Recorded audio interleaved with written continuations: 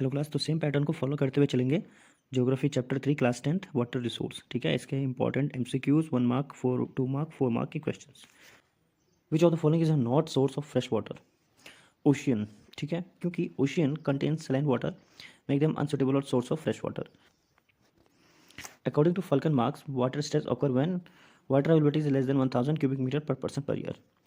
ठीक है, एक व्यक्ति को एक साल में 1000 क्यूबिक मीटर वाटर चाहिए होता है। अगर पानी इससे कम है तो वो वाटर स्कार्सिटी के अंतर्गत आ जाएगा। ठीक है ना। The Bhakra Nangal project is built on which river? ये है सतलज बीस रिवर पे। ठीक है, कहाँ पे है ये कमेंट करके बताना, कौन से स्टेट में है कमेंट करके बताना। Which state has made roof top rain water harvesting compulsory? Tamil Nadu. ठीक है,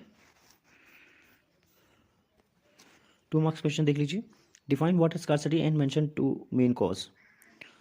वाटर स्कार्सिटी को मेंशन कीजिए और इसके दो मेन कारण बताइए। ठीक है, over exploitation and pollution. Water scarcity refer to lack of sufficient available water resource to meet demand of water usage within a region. ठीक है, वाटर स्कार्सिटी किसको कहा जाता है? देखो, वाटर स्कार्सिटी का मतलब होता है जहाँ पे सफिशिएंट पानी की कमी हो जाती है, मतलब सफिशिएंट पर्याप्त मात्रा में पानी अवेलेबल नहीं होता। और इसके इन्होंने दो कारण बताए हैं, ओवर एक्सप्लोइटेशन एक्सेसिव यूज जिसमें हम वाटर को कर लेते हैं, और पॉल्यूशन, क्योंकि वाटर में क्या होता है बैक्टीरिया और जो इंडस्ट्रियल डिस्चार्ज होता है, एग्रीकल्चर की रन ऑफ होता है, खेतों का पानी। ठीक है, सीवेज वाटर वहाँ पड़ जाता है, तो वो भी क्या है वाटर को पॉल्यूशन कर देते हैं, वाटर को पॉल्यूट कर देते हैं। अगला क्वेश्चन देखिए, रेन वाटर हार्वेस्टिंग क्या है, इसका महत्व बताइए। रेन वाटर हार्वेस्टिंग क्या है?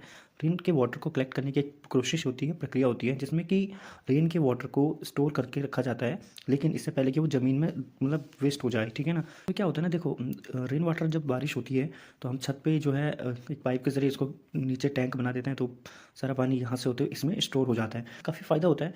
अब वो क्या है, उसके सिग्निफिकेंट यहाँ पे दिखाए गए हैं, जैसे recharge of ground water, help in increasing ground water level. जो पानी का स्तर होता है, ज़मीनी स्तर होता है, ठीक है, उसको ये इंक्रीज़ करेगा। ठीक है ना। ओके, और reduce urban flooding. Urban flooding यानी शहरों में जो बाढ़ आती है उसको भी क्या करें, by capturing water minimise the risk of flood in urban area. शहरों में जो बाढ़ आती है, तो अगर हर कोई शहरों में घर में रूफ टॉप सिस्टम बना दे, मतलब रेन वाटर को हार्वेस्ट करने का तरीका अपना अपना हो सकता है, तो उससे क्या होगा कि शहरों में जो पानी डायरेक्ट ही यहाँ से बह के ऐसे नालियों में गलियों में आ जाता है, तो उससे जो बाढ़ का वो बन जा एक बाढ़ आने की संभावना बढ़ जाती है, वो कम हो जाएगी। ठीक है, 4 मार्क क्वेश्चन देखिए। Discuss the multipurpose river valley project and there objective. में जो मल्टीपर्पज रिवर प्रोजेक्ट होते हैं वो उनके बारे में बताना है और उनके ऑब्जेक्टिव क्या होते हैं वो चीज़ समझानी है। मैं सीधे सीधे इसके मेन पॉइंट बता रहा हूँ। इरिगेशन इससे अच्छी होगी। ठीक है, फ्लूड कंट्रोल होगा। ठीक है, हाइड्रो इलेक्ट्रिसिटी यानी कि पानी के द्वारा जो बिजली बनाई जाती है वो जनरेट होगी। वाटर सप्लाई अच्छा होगा शहरों में जहाँ पे वाटर सप्लाई की प्रॉब्लम होती है, उससे वो भी होगा। ठीक है, रिक्रिएशन एंड नेविगेशन। डीजल जो है जैसे पर्यटन को बढ़ावा देता है। ठीक है ना, अब झील बनेंगी तो लोग उसमें बोटिंग करने के मकसद से आ जाएंगे, घूमने आएंगे, देखने आएंगे झीलों को, तो इसका फायदा है। ठीक है ना, मल्टीपर्पज रिवर प्रोजेक्ट इसलिए इनको बोला जाता है, जो डैम्स वगैरह होते हैं इसलिए इनको मल्टीपर्पज रिवर प्रोजेक्ट बोला जाता है। जो ये मल्टीपर्पज रिवर प्रोजेक्ट होते हैं इनको क्रिटिसिज्म भी फेस करना पड़ता है, जैसे एनवायरमेंट पर्यावरण को ध्यान में रखते हुए, जैसे लोगों को पूरी कम्युनिटी को वहाँ से डिस्प्लेस कर दिया जाता है, जगह से दूसरी जगह भेजा जाता है, जो क्षेत्र बड़ा सा क्षेत्र है, लैंड एरिया है, वो क्या हो जाता है पानी में डूब जाता है। ये चीज़ें हैं। Explain the traditional method of rain water harvesting. Rain water harvesting traditional method क्या है? पहले लोग कैसे मतलब रेन को स्टोर करके रखते थे, रेन के वाटर को स्टोर करके रखते थे।